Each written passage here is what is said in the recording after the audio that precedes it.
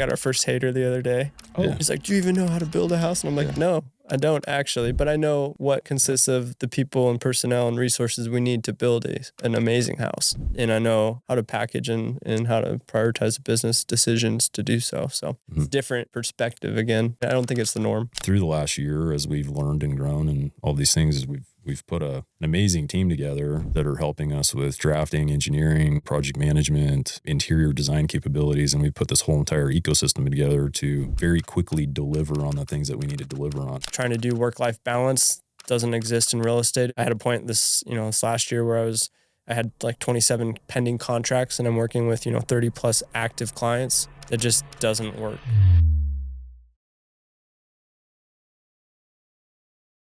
Hey guys, welcome back to More Than a Mortgage, a podcast where we get the opportunity to hear stories from folks in our industry. I'm your host, Gavin Sessions. Really, the entire point of this podcast is we want to provide value to our listeners, right? If you're one of our past clients, we want to provide you value before, during, and long after your transaction closes. But we get the opportunity to really hear stories when we sit down in this studio. Today, I just have the wonderful opportunity to host the Storybuilders team, Shelby and Dennis. These guys have an awesome story. They're both from California, so we won't hold that against them. But they love Jesus and they've really stepped out in faith to build this company. Hey guys, welcome to the show. Thanks for being here today. Thanks for having us. Hey, thanks a lot for having us. What's your favorite kind of content to make? Just natural stuff. I don't know. I never want to be like labeled as like the suit and tie guy that grew up and lost all his excitement or pizzazz, right? So I'm always like trying to hang on to like being a kid, but still doing adult things. Yeah. If that makes sense. Like we'll laugh and make fun of each other and have fun. Film stuff, try to get this guy laughing, which he's come out. Laughing's fun. That's our goal today is to get Dennis to laugh. He smiles more now this year than I've ever seen. Like when I first met him, he was a stoic individual. So, really? Yeah. Tell me about that. When did you first meet him? Yeah, I think, are we about 2 years? Year and a half? Not that long ago. About a year and a half. But we ran in a lot of tangent circles back in where we're from in the Bay Area as well. So it's been wild to understand the overlap and timing, and when we ended up kind of coming together, figuring out what we want to be as men and fathers and business leaders and all these things, we had so much of the same alignment in what we're doing and who we want to become and where we want to go. And it was really cool. Random, but maybe not. Aligned by God. Not random, yeah. Yeah. We met through, like you said, a lot of similar circles, but DJ, our pastor, was starting a church called Storyline down in South Meridian. And we were both part of some of the initial launch conversations and stuff like that. And at that time, I was pretty new in my faith. And for 3 years leading up to that, I was looking for good men in my life.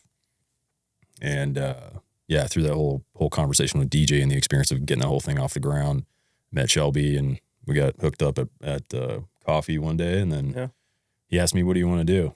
And I was like, well, building houses would be fun. Really? That was your answer? Pretty much, yeah. I was like, no way. And were you fishing for that response? No. I mean, I'd had that on my sights for years since not years, I guess 2019 was when we actually, at the time, I actually wrote offers on a few lots that year to try and take a step into it. I wasn't quite ready when those conversations arose. I couldn't quite take the next step at that time. And I was like, not yet. I can't do this right now. Like too much risk, too much uncertainty. But that reserved that opportunity for the right time. And that was, this last year when I had zero holdback, ready to go, wide open. And we said that, we started talking, we were praying about what we want to do. And we started doing whiteboard sessions and how that goes when you start whiteboarding. So it's a lot of fun seeing what opens up. We talked about a couple different things at that time. One of them was like, maybe we should start a roofing business. I heard there's pretty good money in roofing. And if we have the opportunity to create anything from scratch, like what would that be? And we explored a few different options and had a bunch of different conversations. And we landed on home building because one, you get to be creative. Two, you control the pipeline and the throttle of the business. Yeah. You're the driver of it as opposed to constantly chasing it. Yeah. And just growing up in an entrepreneur household with my dad and watching him pursue that life as a subcontractor was a tough one. So we're like, well, this is a good fit for us. Let's try it on for size and see how it goes. Yeah. So let's maybe go there now, or we can come back to that. But I'm curious about that story for sure. So you grew up and you grew up the son of a subcontractor. Yeah. So that's kind of like somebody who's downstream in the referral flow, right? In our business, right? It's like, even like me as a mortgage broker, I'm pretty dependent on folks that are, higher up the funnel, or higher up the river, or higher up the stream, however you want to think about it. Mm. So you noticed either your dad was specific with you. Was he specific with you about that? Yeah. So my, I got to give a lot of credit to my dad. I mean, he went for it. You know what I mean? He borrowed against our house. And when I was a kid, he was like, we're starting a business and we're doing this thing. And he was working day and night nonstop. I come from a background of heavy civil construction. So that's like road building, major highway construction, stuff like that. And he started his company just with a good friend and a dream. And he ended up turning that into a pretty successful business with about 100 employees at one point. Wow. That was based in the Bay Area all the way through Central California, basically to the Oregon border, and running all over Northern California. And he ended up selling that to a large heavy civil contractor for some new technology that they were rolling out at the time. And so just growing up around the dinner table and hearing him talk and, just picking things up over the years, it kind of planted a bug in my head that at some point that would be cool to do. And I got a chance to work for him. And that's kind of how I got into just construction in general, and learned a lot from like a project management standpoint. I worked my way up through the ranks, starting with a shovel in my hand all the way up to being a division manager at a pretty substantial organization, and did a bunch of other stuff, did some international travel, and Really cool stuff. It's been fun. So yeah, we're trying to apply some of those things that we learned in a really hyper competitive market, and applying it here, and just trying to do a good job and working with good people. So That's cool. Yeah. So the company your dad started, was he a sub then, and was dependent on general contractors bringing him work? Yeah, Okay. absolutely. Yeah. Yeah. And it's interesting. He was always kind of chasing being a general contractor that controlled the throttle, right? He was always looking for, how do I get a material source or become a large material provider, because you have more swing in the game. Yeah. Right. And, he ended up making some really good business decisions that set him up really well to get a taste of that before he sold his business and exited with a healthy profit. So Good for him. yeah, he did good. So yeah, we're hoping to do the same here. Nice. Yeah. So backing up just a little bit, you guys had your first meeting. Somebody connected you. You guys were both part of Storyline Church. Is that right? Yeah. Okay. At the vision nights, when we're kind of articulating what we would envision the church to be like and why, and what's our foundation and root. So, And didn't know each other before? we knew of, like, I've, some of his friends or acquaintances out here were clients of mine years prior. And then, I've seen his Instagram here and there just by happenstance through some mutual friends. So, but yeah, I didn't know him from anybody else other than that, really. Yeah. So you just happened to be at the same vision night at Storyline. And we just connected right off the bat, and just, it's been cool. We're over a year now working together almost every day. We're spending a lot of time together in the same vehicle most of the time. Yeah. And, when you get like a roommate or new relationship, it's like 3 to 6 months, you really like vet someone out and stuff, and you're waiting for the cracks to show and stuff. Our dynamic has been amazingly symbiotic, and it's really cool to see a partnership like this. I've been in a lot of partnership dynamics in the past that have gone well, or some haven't, and got some experience in that stuff. And I'm really grateful to have such an awesome partner like Dennis. So it's really cool. We drive each other in exceptional ways. Like we call it, it's our superpower. And I don't think a lot of people in this industry, not as many that we've come across, are in this type of dynamic running a single family home building company. It's just not as common. Most of it's bootstrapped and you do it yourself, and you started swinging a hammer. We're kind of coming from the other direction, building it from a business perception down, which has been cool. Yeah, absolutely. Really, really cool. Yeah. Oftentimes we see builders, to your point, start by themselves, right? And do all of the work. And you guys have both been in business and thought differently about this, and are obviously building this a different way. And not only from a partnership standpoint, but also from a business structure standpoint. Yeah. Because neither of you guys are actually doing any of the work, right? Or either of you the subs. You might see a hammer or shovel in our hands, but more than likely we don't know exactly what we're doing with it. He posted an Instagram video with him and a hammer the other day. It was pretty good. Did you get a lot of I've had some message. I had a couple messages. We got our first hater the other day. Oh, He's like, do you even know how to build a house? And I'm like, Yeah. no, I don't actually, but I know what consists of the people and personnel and resources we need to build an amazing house. And I know how to package and how to prioritize business decisions to do so. So it's a different perspective. Again, it's just not, I don't think it's the norm. Yeah. Partnerships are a lot of the folks we've talked to are be careful of a partnership, right? It's use like a marriage analogy, or that's what it was most commonly compared to, right? But it can be extremely powerful if you do it with the right people. And that's one of the things I really appreciate about the dynamic that we have, because, I think a little bit differently than Shelby does, and Shelby thinks a little bit differently than I do. And the amount of velocity and horsepower that we get between the two of us has been an experience that I've never been able to experience before. I come from, a lot of bureaucracy, a lot of checks and balances. We end up talking for something for 6 months before a decision happens. Yeah. And between Shelby and I, we're executing on things extremely quickly, and when we're able to be equally yoked and, carry that load between the two of us, there's a little hesitation on, okay, let's, yes, execute, or no, reevaluate, then execute. And it's a very quick response time to being able to move things forward. And through the last year, as we've learned and grown and all these things, is we've put an amazing team together. Like, we got I think a 5-person team now of different core groups that are helping us with drafting, engineering, design, project management, interior design capabilities. And we put this whole entire ecosystem together to very quickly deliver on the things that we need to deliver on. And it's been super fun. It's been extremely rewarding. So yeah, it's exciting. Yeah. I think when we first sat down, our goal was to be able to wear boots, jeans, and a white tee or a black tee.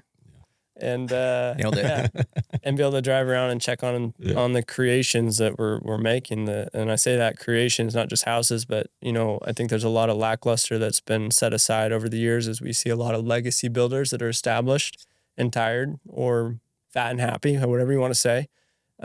We get to bring in some new energy and some new intentionality, and really try to reintroduce energy and creativity to the final product. In the houses that we're building, and we've saw it come to life on our first couple, and it's been really, really rewarding. It's awesome. So you're wearing a hat. I think it's probably your company name, which we haven't even said yet. Yeah. So what is it? It's Storybuilders. Awesome. Yeah. So we're spinning around on the whiteboard sessions, figuring out, what do we want to be a part of, and what do we want to create and build. And I mean, our life's a story, and we want to reflect the story of our lives and our walk in our faith, and have that story permeate through the business that we build and the people that we get to impact and employ and work for. And Storybuilders is just such a great, all-encompassing setup. And our church was called Storyline. So I was like, hey, DJ, is it cool if we use the same style theme, same name? And he was like, yeah, it's awesome. It's a huge tribute to him and his wife too, DJ and Danae. They're fantastic people, and they made some huge changes in their lives and led by example in a lot of ways. And I think both of us consider them great friends, and I got a lot of respect for them too. So it's just kind of a good reminder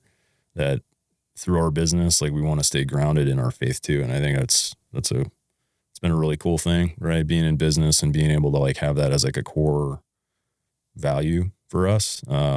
I can tell you about half the time when we're not talking about houses, we're talking about, hey man, I read this thing in Exodus yesterday, or, what's the Greek root of that? Going down the rabbit It's holes. been pretty fun. So interweaving that's been awesome. And God's been evident through this process in its entirety. We are right now in this moment, an exact example of us taking leaps in faith in this business and in this career change, for sure. Yeah. And, we're letting go, successful careers in both capacities intentionally, while we're pursuing what we believe God's called us into in this capacity. So it's really exciting, sometimes a little scary, but reassuring in the way that we know that he's with us through this, and we got each other to help each other too.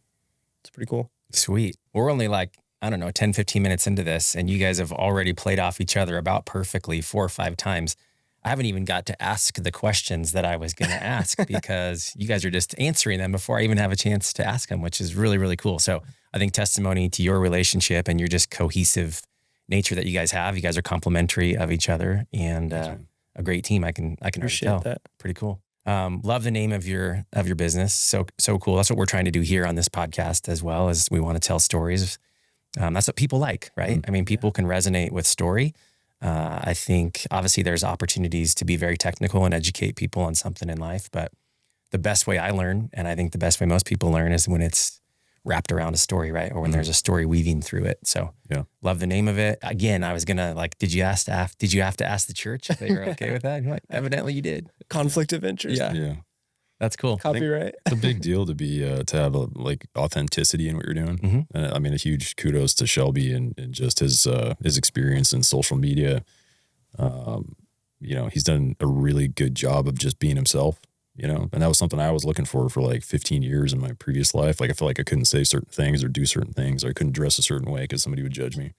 And now we can wear white t-shirts or black t-shirts. Nobody cares as long as we show up and we're authentic and we're doing good things, and I think that's really important. So yeah, it's that authenticity piece is cool. Yeah. I love that. Yeah. Maybe let's back up just a little bit because I think story matters, right? So let's hear a little bit about your stories. You guys have only known each other for 2 years, you said, roughly? Yeah, coming up on. Yeah. And maybe Fringe knew each other from when you both grew up in the Bay Area? Mm-hmm. Yeah. Okay. So let's who wants to go first? Would love to just hear a little bit of, you don't have to get like super in-depth life story, but would love to understand a little bit of how you got here, right? Sure. And if we want to disclose where we're at, we're obviously sitting here in Boise, Idaho today, which is not the Bay Area, right? Yeah. And years and years have passed in your lives. And yeah, so I mean, I think it's cool to look back, measure backwards and kind of see where God's brought you and credit and glory to him, right? So of course. Yeah. I'll kick it off. Yeah, man. Love it. Grew up was born in Washington, Puyallup, and then I'm from Washington. But right. Not from. If you know where Puyallup is, then I know you're from Washington. And for you're sure. saying it correctly too, right? Most people would see that. I still have to look it up most of the time when I have to spell it out. Yeah. I'm it's such a weird name. But my dad grew up. He was in rebar construction, so tie and steel, right? Commercial, like rebar. It's a rod buster. Tough guy. Hard work. Yeah, hard work every day. 4 a.m. He's gone, comes back and working hard all day. Always present for us, which is just incredible given what he went through in his career side. I lived in Hawaii for a couple of years when he was working on some of the highways out there, which was cool for 2 or 3 years. But I was so little that I didn't really get to actually remember or experience it at its fullness, but I got a lot of cool photos from there in the family books. So no, look back and feel crowded at island life. I got to escape from here. It was between 2 and 4 years old. Yeah. So I was just hanging out with my mom. Sweet naive of a kid, right? Yeah. You don't know any different. It was great in hindsight. I don't remember much. Yeah. Just sunny weather. And everybody would take pictures of me because they didn't see many redhead kids there back in the day. Your skin maybe started to match your hair. Yeah. They call me Opie, like the guy in the TV show or the commercial, the family TV show. He's like this little redhead guy. And so they'd be like, Opie. They thought I was him. That's so awesome. they'd take pictures of me. And then grew up in the Bay Area. From then on, we moved there. What a wonderful place to grow up in the 90s. Just awesome. I grew up skating and dirt biking and playing sports, try a little bit of everything. Always had kind of an entrepreneurial vein in me. My parents, I tell a story, as a testament to where that root came from. But my parents always tell a story that my dad had me painting the white picket fence in the front yard. And I think I was probably 9 or 10 years old. And I ended up talking to my friends into painting it for me and was splitting the share of what I was getting paid. And so my parents came out and I'm sitting there eating a lollipop. And there's 2 of my friends painting the fence. And they're like, what the heck happened? And I told them, oh, well, they wanted to do it because I made it sound so fun. And it's kind of what's the Huck Finn story? Oh, yeah. But yeah, I got them doing that, split the proceeds with them. And then they're like, oh, man, this is going to be a wild adventure as this guy gets older. But kind of knew I always wanted to do my own thing. And you subbed out your chores. Yeah, it was cool. The seed was planted. Yeah, and I mowed yards, went and door knocking and got that together. Got a couple neighborhood friends and we mowed yards not probably super well, but we made $10 a yard, stuff like that. And then over the years, I grew up in a Christian home, which is cool. So I've always been rooted in my faith, and I've always known Jesus and God in my life. Definitely stepped off the deep end and went and tested all the limits and boundaries of things in life in my college years and in my 20s. But ended up finding myself coming back on my knees, almost in my 30s, really my early 30s, and kind of resubmitting my life to God, and knowing that I've tried things my way and the world's way, and they don't work out in the way that I had hoped. And I'm like, all right, God, I'm giving everything to you. Start from ground zero. You build me back up into the person you want me to be. I know I have a heart for marriage and kids and family and serving people around me. And he came through with that and has been rebuilding my life since. I'm 38 now, so almost a decade now. But my previous 9 years to real estate in the Silicon Valley was in tech sales. So I got, thrown into, I guess, the boiler room and making 100, 200 calls a day, often prospecting, qualifying, and closing deals, as setting up meetings for more experienced and seasoned folks in my early 20s, and then progressed into an outside rep at some great technology companies. Got exceptional experience. In hindsight, there's no way I could have done what I've done in real estate or in what we're doing now without that experience. Yeah. Despite me having no emotional connection to the products I sold, it was really boring for me. But the skill sets and the people and understanding how to dialogue and have fun with people and bring people and resources together and solve problems was huge. And eventually, after about 8-9 years in tech, transitioned out to Idaho for better quality of life and balance. Ended up, the company I was with for a tech company ended up getting acquired, had a big merger, it was messy and all that stuff. So they let our U.S. territory team go. And at that point, I was kind of at a fork in the road, whether I want to dive back in. Did this happen when you were in Idaho already? Yeah. Okay, so you moved to Idaho. 2017. Yeah. So you guys got here in 2014. Okay, you've been here a long time. Yeah. 11 years. Almost a local, right? My mom was born here. I always say that. So she helps. She was. Helps keeps me rooted as claim to fame for local authenticity to some extent. But yeah, we have a lot of family on her side out here, farmers and such, which is really cool. So I grew up visiting out here. Yeah. Ended up moving here in 2014. And when that happened, that job changed. They gave me a little bit of severance and stuff, and I traveled a little bit and rode and kind of just reset my life, see what I really want to do. And married with kids at that time or no? Yeah, I was single. Okay. And ended up getting into selling real estate. Bought 2 properties at that point in time and was like, man, there's a lot of things I could take from my, the business world and apply to this career path. And I don't have to travel, and the product's relatively straightforward and simple, and I get to work with people locally. And so ended up doing that, putting in the work. And of course it's a grind at first and it's grind throughout. Sure. But I did that for about a little over 8 years now. And until this last year, we've now transitioned full-time into the building side of things.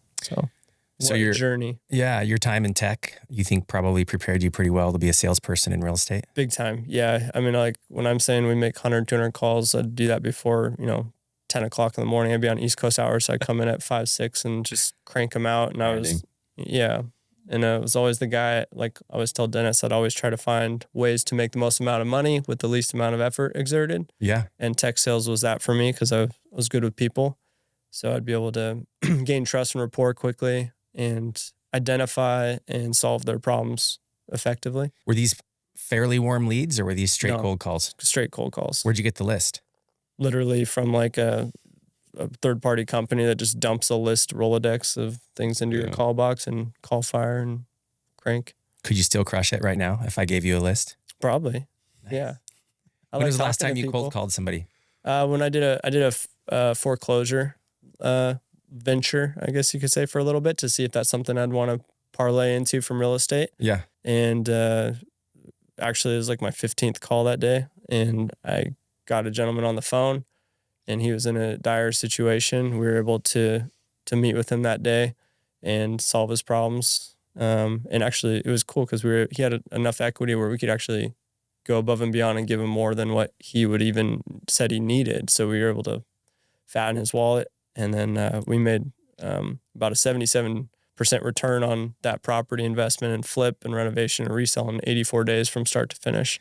Crushed it. So that was a cold call list for sure. So hit pause for a second. 77% for those of people that don't know if that's good or not. That's incredible. Yeah, it was like a unicorn deal for sure. We acquired the property for $250. We sold it for a little over $600 in 84 days, and we spent about $74,000 on renovation costs. I mean, you couldn't have dreamed it up to be any better than that. Yeah, it was kind of it was a little bit of a spoil, because then I went back to the cold call list, after, and you're like, man, I don't know if these deals, they're not always low hanging fruit like that. Yeah. So, but it was a good testament to see, okay, there's some legs to this potential business, and there's money to be made, but is this the business I want to be participating in on day to day? And after doing that and communicating with a lot of people in that situation, the distress situation, it was really emotionally exhausting. And I was like, okay, there's money. Like, it's like it has all these attributes, right? Mm-hmm. But it doesn't mean that it makes sense for me, because I'd come home exhausted and drained, and you're carrying the burden of these people that are going through these devastating transitions in life, and you're trying to help them,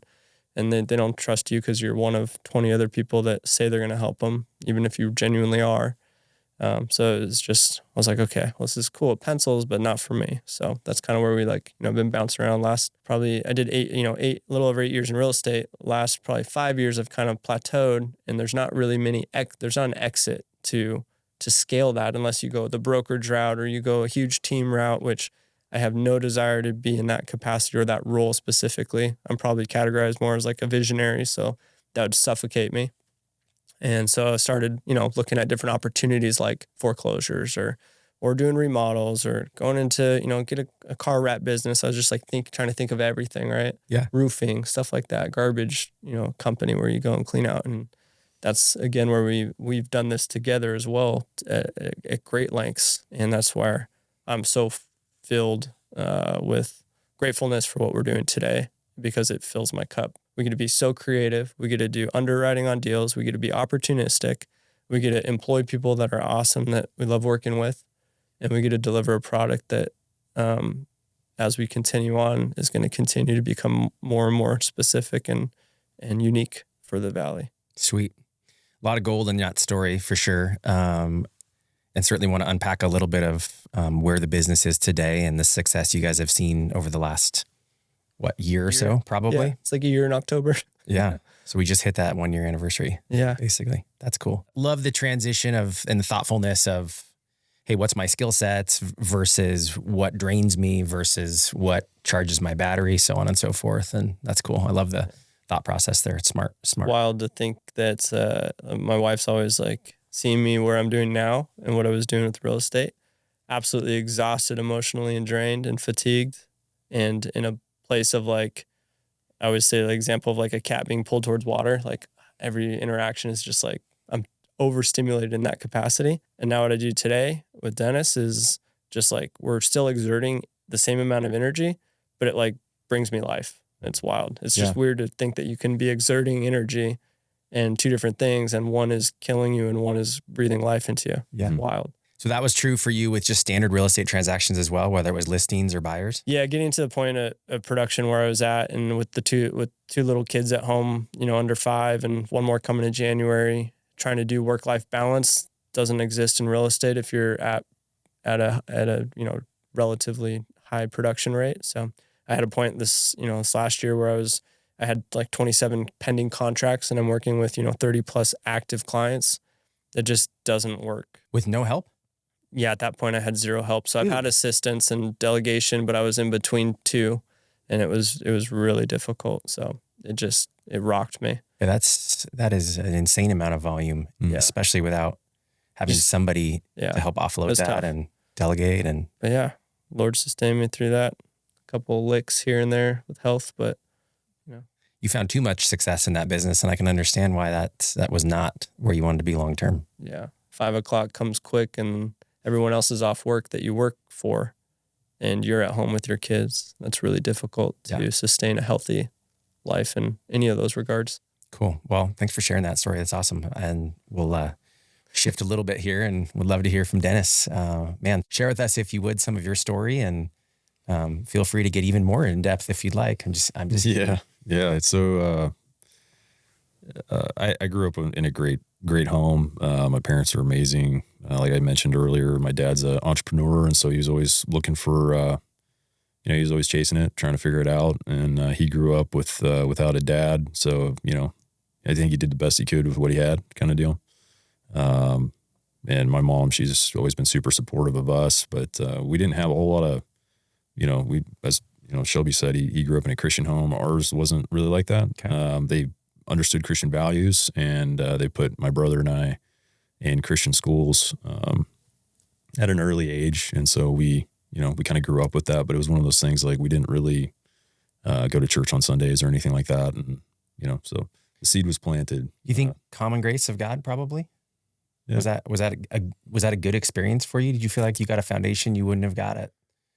You hadn't gone to a Christian school, or? Yeah. I mean, I totally appreciate it now. Like we went to a pretty nice Christian high school in the Bay Area. And like I said, I think I mentioned it. I grew up in Santa Cruz.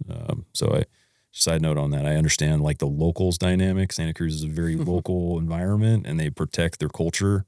And now that we're here in Idaho, we want to preserve that and add to the good stuff. So just want to throw as that in. opposed to the narrative of, We're still pretty new on the block here, and we're still getting the lay of the land, but it's been the best thing we ever did moving here.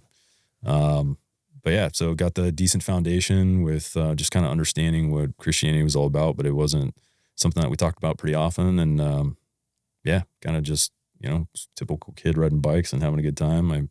My brother got pretty sick when he was young, and so that was a pretty big thing for our family. And that was a whole miracle in itself, which might have to save for another day. That's a long one, but before you just gloss over that though, Sure. What kind of sick? Yeah, so he had Stevens-Johnson syndrome, which is an allergic reaction from mycoplasma pneumonia or like an aspirin reaction. Okay. And so his immune system was basically attacking his body.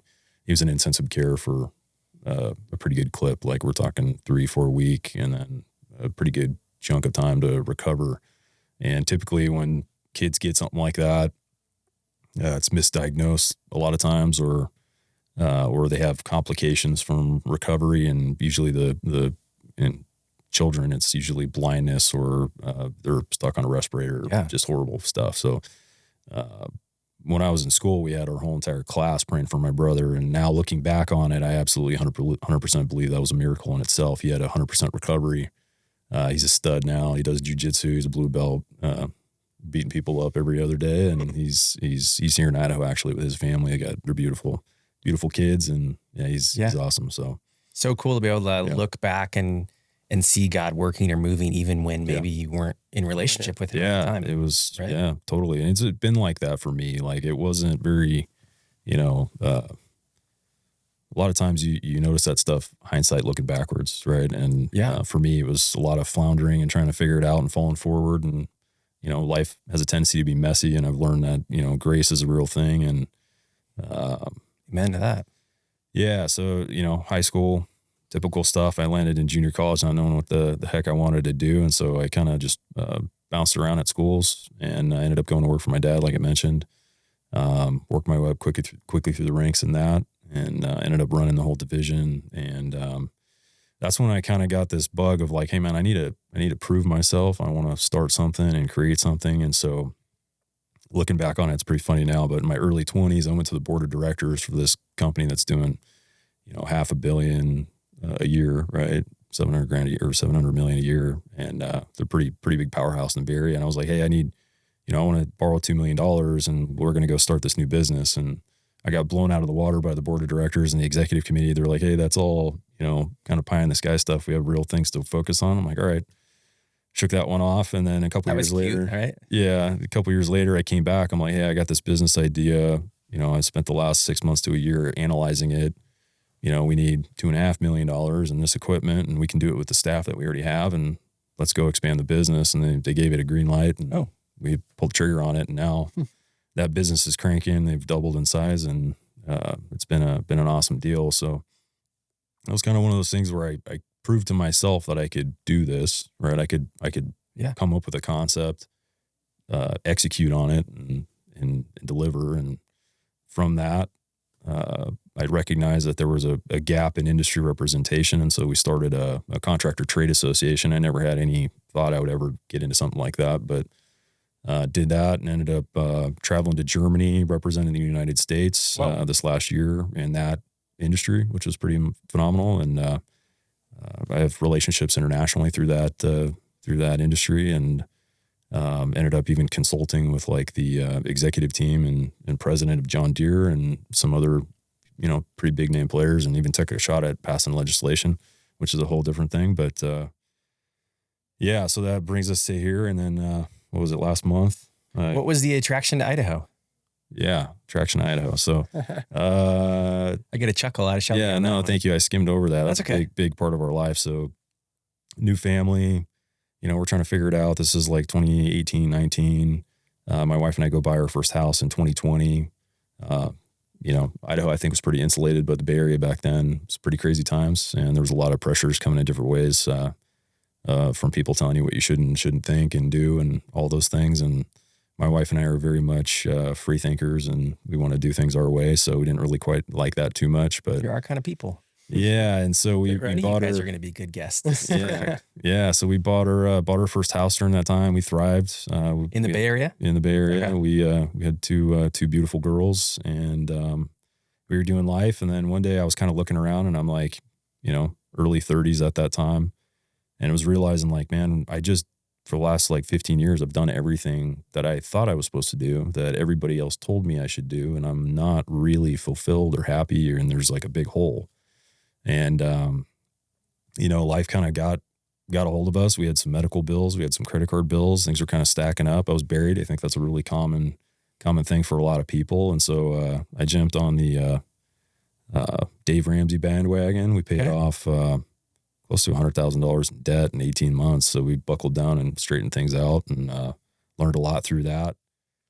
You think Dave Ramsey's a good program? Obviously for you guys it was. Well, for me, I was like, I need something. I didn't have an example, and I was floundering. I was chasing the corporate ladder. I was really good at making money for other people, but I'm not so good at it for myself. And that was something I could really learn with, and it worked for us. But at the same time, I was like, well, I don't want to think small. And at that time, I was really into professional coaching, which is like, expand your mindset and think bigger, and so those things were conflicting for me.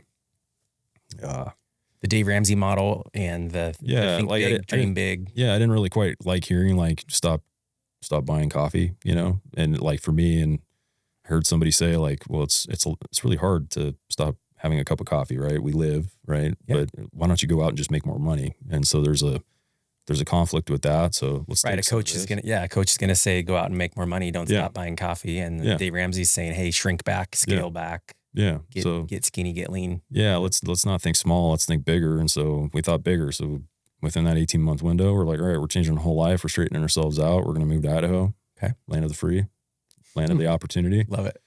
I was reading books on real estate at that time. We bought a duplex, pulled the ripcord on it, moved into one side, did the whole house hack rehab. What was the book that inspired you? Multifamily. Brandon Turner? Yeah, I was really big into Bigger Pockets back then. It was a Multifamily Millionaire Volume 1 and 2. Okay. I urge you guys to read that book. You would?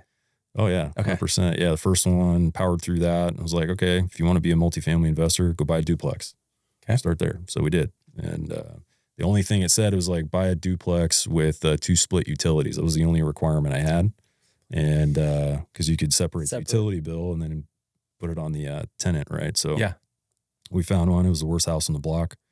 Bought that, pulled the ripcord, moved up here over 3 days in a U-Haul truck. That makes it triple net. Is that how that works? Educate me.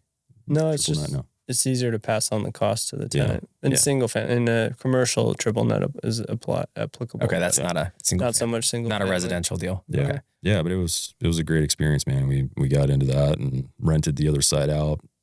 Adjusted rents accordingly. Okay, so you guys lived in one side. Yeah, that's the classic house hack model. Right? Yeah, get the lay of the land. Closet. Yeah, that's a whole nother thing. So I didn't want to spend the money on an office at the time, and I looked, but office space. Were you still working for the company in California at this point? Yeah, when I left there, I ended up going back and starting in a consultancy. So I was working for them in like a business development role. I was doing estimating, cranking out 250 estimates a year. Yeah. super high frequency stuff, like what Shelby's experience was in real estate, full blown burnout, glued to my computer all day. I was working in I like to call it a water heater closet, but it was like 12 feet long by 6 feet wide with no windows. And I was in there for like probably 3 years just grinding. I was like, this sucks, you know? Like a cell. No windows. Yeah, exactly. And you own the property. You just didn't want to like kick a hole through the wall and give yourself a window? yeah, well, we went through the whole rehab thing, but I didn't want to put any more money into it. And like, that's something funny now because like we get to be like extremely creative. Like you should see these homes we're looking at right now, building an Eagle. They're going to be beautiful. And you don't want to do that in a duplex rental. You know what I mean? No, So it was like, I was fighting the urge to fix it up more because I wanted to live in a nice place, but we were getting a lay of the land of the valley and where we wanted to live. And and you bought it as a business, really, right? yeah, we bought it as a business and to learn. And I don't know about you guys, but I can read all the books ever. And I got to get into it and do it. And that's how we figure it out through experience. So yeah, that was kind of like really the start of, you know what, we're going to do life on our terms and pull the ripcord. We're not going to overthink it. We're going to figure it out. We have some pretty good tools over the last 15 years, you know, and execute. So yeah, it's been a hell of a ride. We don't live in the duplex anymore, so we're good. Yeah. Well, that duplex was a vital role for us in our first project too. Yeah. Well, nice segue then. Let's hear about that. Which is wild. I mean, that's a total, again, like going back to God's hand through this. We got together, we started whiteboarding, figure out what we want to try. Mm-hmm. We're like, okay, well, this home building thing, you know, where do we start? We got to find some dirt, right? Made a couple calls or texts and got a buddy, a colleague of mine. He's been a builder in the valley forever, holds quite a bit of dirt around the valley. And he's like, yeah, I got a couple I'll sell you, right, off market. I'm like, okay, cool, we'll check them out. And I was very familiar with that neighborhood in particular. It's in Northwest Boise off State Street. Okay. Because my broker owner, he did like 12 homes in there over the last 4 years and going through some of the swings within the market, but had, you know, less than I projected returns through that experience. And I was like, oh, okay, we'll see what goes on here. And we're like, okay, well, to buy lots, we're starting a business together, right? So we want to be mindful of what our goals are. And our goal is, okay, let's build this business together from scratch. Let's see if this business can, if we have good enough deals that pencil, we should be able to fund the business within the business or outside, right? Not personally. So that was one of our rules that we wanted to play by, was zero out of pocket, right? Mm-hmm. Which isn't as common, but they say it in every other capacity of real estate, zero out of pocket, this and that, right? Yeah. So how'd you get the money to get the first lot or two then? Interesting zero out of pocket. Yeah. So we met with a bank that had an appetite to expand their spec single family building opportunities in the western side of Idaho. They're very established in eastern Idaho. Well, hold on. You got to tell them we had like conversations with like 15 banks leading up to the one that actually worked out. So you heard no Dennis 15 put times. together a pitch deck, and we're like, we have no idea what we're doing. Yeah, we just started walking into banks. We're like, we need money and we want to do this. And can you help us? You're like, hey, I've done this before and failed, and then I did it and was successful on a much larger scale. It's like a 12-page PDF deck. It's like, we've done stuff. Like, we're not. So you unannounced, you're just walking in the front door to banks and credit unions? In some of them, yeah. And we'd sit down for 30, 40 minutes with got an audience with somebody. Their business BD guy, you know. Yeah, they give you water. They all liked us. Sit at the conference table. There's your water. So who are you guys? And we're like, well, we're the Dennis and Shelby show. Yeah. Here's our Storybuilders first 2 wasn't a lots thing that yet? we've got under contract. Yeah. We wrote an offer before we were understanding exactly what that entails. No hesitation. On 2 lots. And went through the banks. We're like, all right, cool. And that's the thing. Like Dennis and I, we just move rapidly in a direction to execute on whatever the intention and the intentional result is, right? So if we need capital, then we go out and we find capital through our thankfully we've got such a robust network and resource community around us doing things like this and being able to connect and people we've helped and has helped us in the past. But through that process, we get laser focused on something. We figure out what's the best way to execute this. If our project is viable and good, someone will fund it. And so we ended up finding a bank that to this day, I've never heard of anybody else getting funded like this. And we joke because we're like, one day we'll be on a podcast and we'll talk about this. It'll be the wildest thing. Sweet. But basically we got a bank we both own some rentals to cross collateralize the down payment amount or the equity position for the land and vertical. So we're getting a loan for the land and the vertical. So zero out of pocket. They put and get this, the property, the rentals that we put up were not paid off. So they took a second position lien note, which must have been something there though. I mean, there's some equity, lots of equity. Yeah. There's equity in there. But it's not common for a bank to take a second lien position hold on a cross collateralized asset for a construction project ground up. So they ended up, they secured the loan for us. Did you guys have an actual payment on that no, that second? What's really on the second? No second, just a lien hold. Got it. Yeah. It was just basically the security. Yep. And, we learned a ton in the last 12 months or even the first 6 months, but there's a lot of gaps in how that loan actually funded, what actually came to play, what we actually built, how much it actually costs. And that's a whole nother in-depth. We could teach a course on that would be invaluable for individuals getting into this space. Well, maybe you guys come back on the show and I don't know, sometime in 26, maybe we focus 20, 30, 40 minutes on that. But a high level, quick point of that is that when you build homes, you can pay yourself through the home building process. Second, you can pay the interest payments through the building loan. Mm-hmm. So you're not out of pocket. And there are creative ways to come up with lenders or partners that will financially assist so that technically you're zero out of pocket or close to it in most scenarios. So those are three things that I think were just they were completely abstract for us to understand conceptually as we were moving so quickly into it. But if anybody's looking at that, those are three things I would definitely recommend exploring in depth before getting into the loans. That's super fascinating. But that's never been done. The bank that actually signed the loan for us about 6 months in hindsight called us in and was like, the VP is like, hey, how did you guys fund this loan? Mm-hmm. And I was like, well, it came across your desk. I don't know. And the guy that signed us the loan he's no longer working there. So he's like gone in the wind and pulled the strings to make it happen so easily. And we're just sitting there like, oh my gosh, like we just got a golden ticket into home building that we never would have been able to do otherwise. Yeah. We look back on this, I look at it as like a blessing and a huge miracle. Blessing. I mean, and it's no joke. We talked to at least 15 different banks and nobody's doing groups, that to us again. Private money, all that stuff. And it was a total gift from the Lord. Completely. Yeah. And it was like, it was easy and obvious. Went to lunch, 3 days later, wrote the offer, good to go. And I was like, okay. And make no bones about it. We had, we did put our homes up for collateral. So if we screwed the whole thing up, we would have lost. Primary residence as well? No, just rentals. We didn't put the primaries in, but that's good. Yeah. Didn't put your family at risk of being displaced? No. And they penciled. They worked out really well. We actually just funded and recorded on the second one last about a week ago. But it's been just a quick note on that. Like in those situations, it's like, okay, if we would have said, well, let's play it safe and do one lot and one house, that wouldn't have gotten the attention of the bank to even loan it to us. And 3 or 4 or 5 is too much. Like it would have felt over the top or it would have just felt weird, Yeah.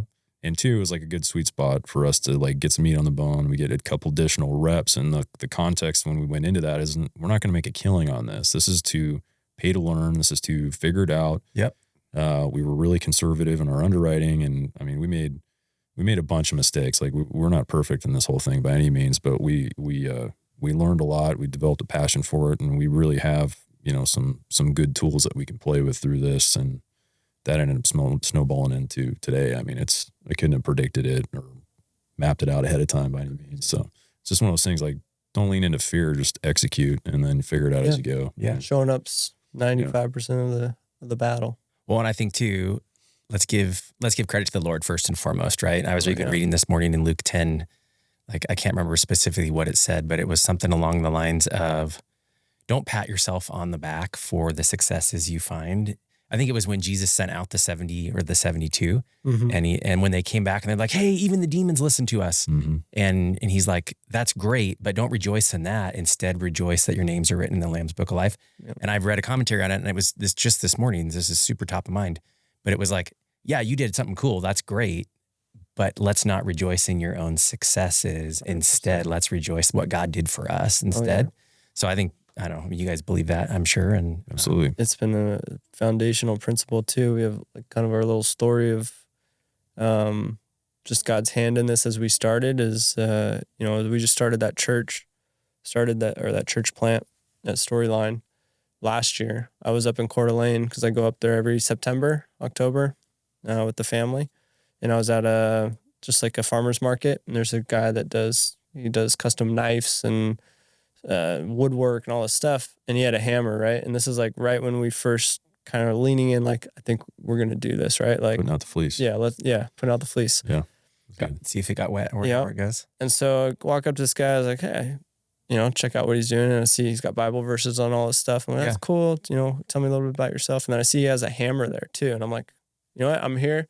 Why don't we go ahead and engrave a hammer? We're starting a contracting company. And so I was like, put Matthew 24/7 on there. I think it's 24/7 or 7:24. But to build our house on a firm foundation on the Lord, right? And so I haven't put that on there. And then I put Storybuilders on the back. I come home. That weekend, our church does a really cool thing where most Sunday mornings, someone from the congregation shares 5 to 10 minute spiel of their testimony. It's powerful stuff. But that weekend, I didn't know, but Dennis was speaking because it was on Sunday. It's totally random. And so you were speaking from the pulpit? Well, at the beginning, before the pastor goes up, someone shares here's my story, my testimony. Yeah. And so I come home and I watch the service on YouTube from that Sunday, and I have the hammer with me.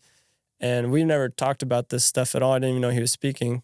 And he talks about, he's like the whole, the theme verse of my life this year has been Matthew 24/7, and to build my life on a firm foundation in Christ. And I'm like, no way. And so it's like, dude, I got something cool to show you tomorrow. Yeah. And Goosebumps moment for sure. So we have that in our office, and it's just like it's a reminder of just God's involvement and his he keeps opening and closing doors for us, and we continually pray for that. Like, let us meet with the people that we need to meet with. Let us know which ones to walk through, and basically be a light unto our feet for each step that we take in this business. Yeah. So being humbled in that completely, because without God, I wouldn't be able to do any of this stuff. Yeah. So you guys were, call it Holy Spirit inspired, right? And then it was 100%. you were going. You had a plan and you had a passion. taking action.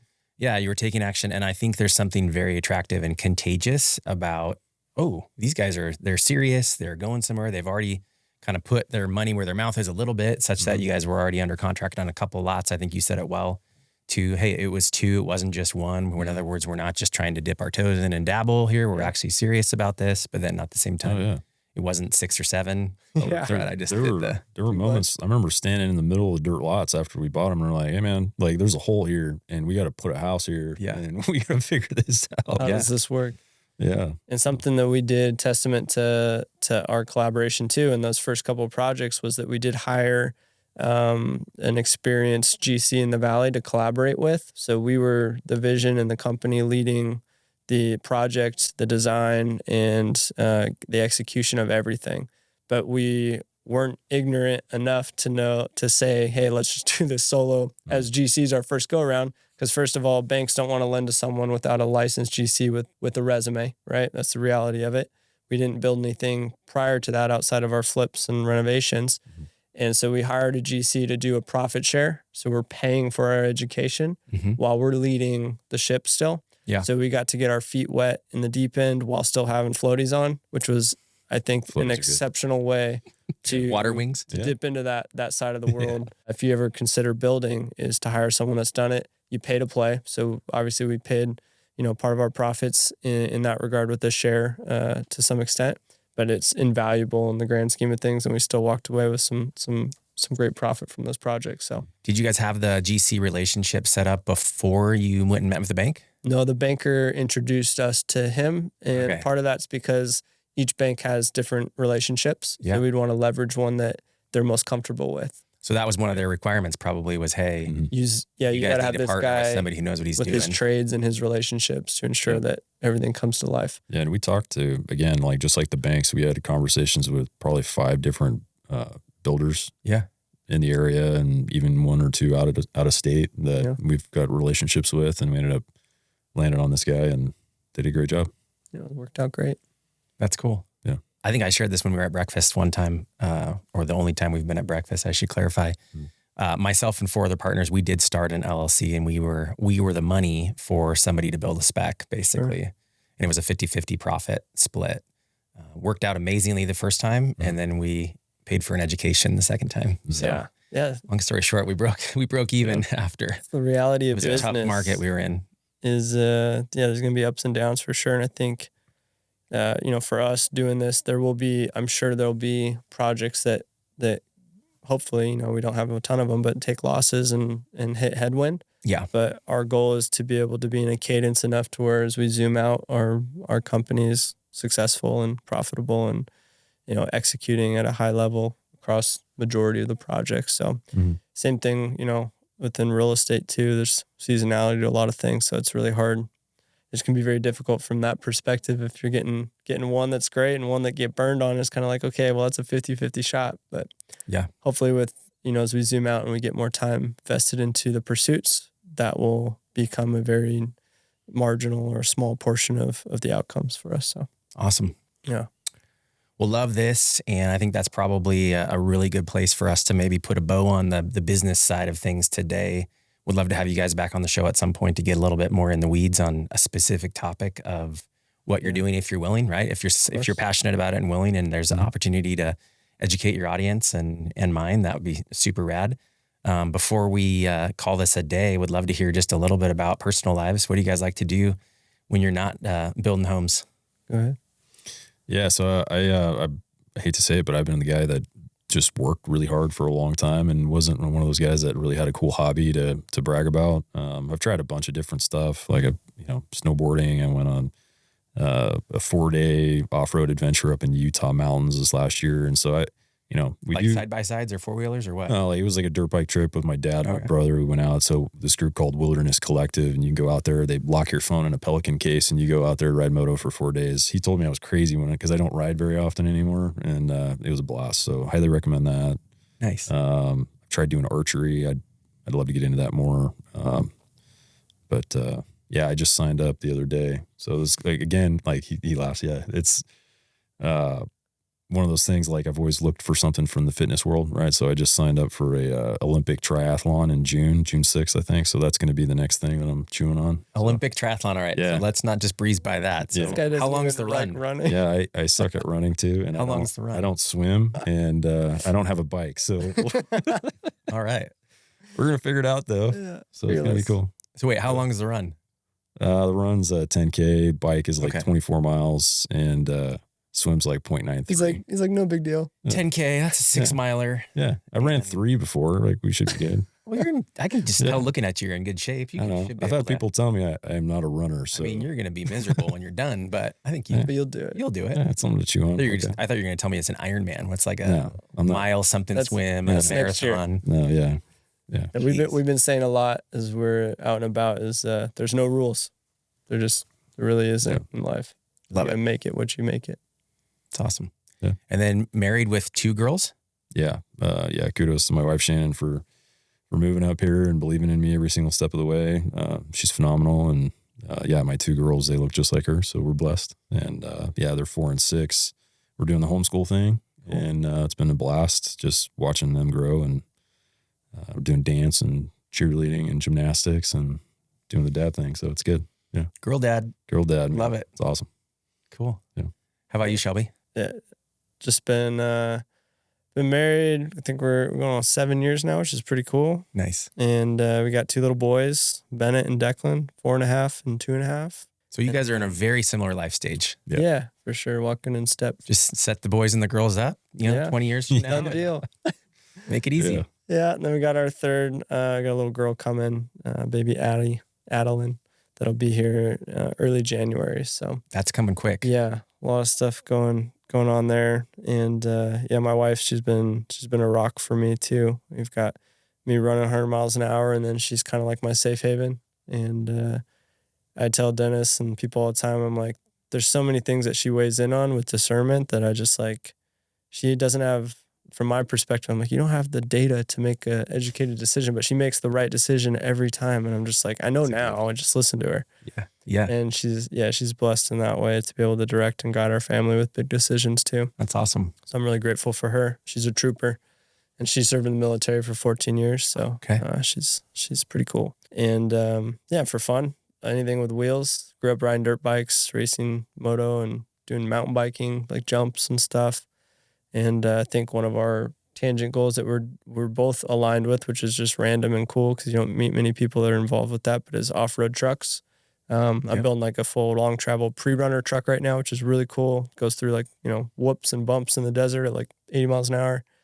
Yeah. But we both went down south and he has a passion for off-road racing, like Baja, trophy trucks. Yeah. And we actually, part of this journey of us testing the limits, we went down last year and stayed in Palm Springs and went and drove a full 6100 class trophy truck for a day out in Johnson Valley in the desert with Brenthal, which was just eye-opening. It's like the closest you can be to like a fighter pilot jet for what's on the ground. That's rad. Just insane. Yeah, going 80 miles plus an hour through 4 or 5 foot whoops, like just the same suspension as an F-250. Exact. Oh, yeah, totally.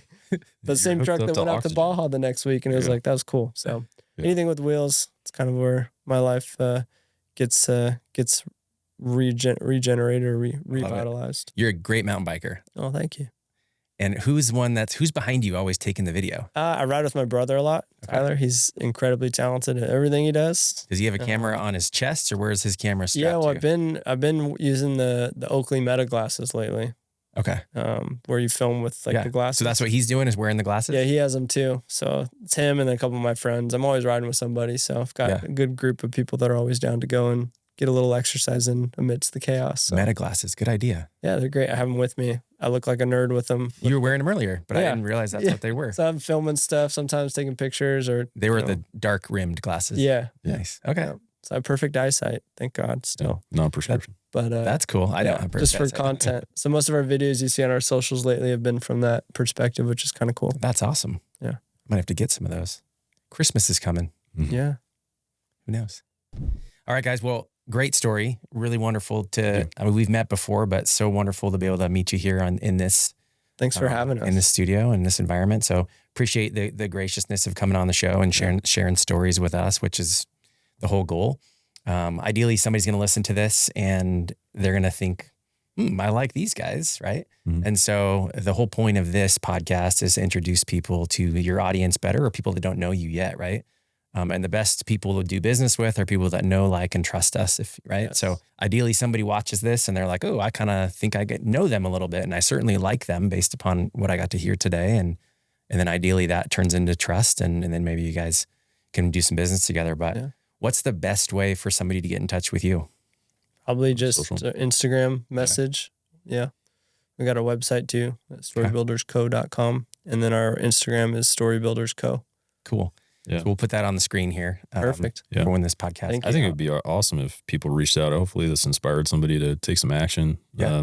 It's a kind of like a passion thing for us, is we try and just help out some other guys that are in our community and, kind of dream bigger, and, so if there's anybody out there that's looking for some inspiration or something like that, we're happy to help. It's so fun, man. Yeah, we're so grateful for what we get to do now.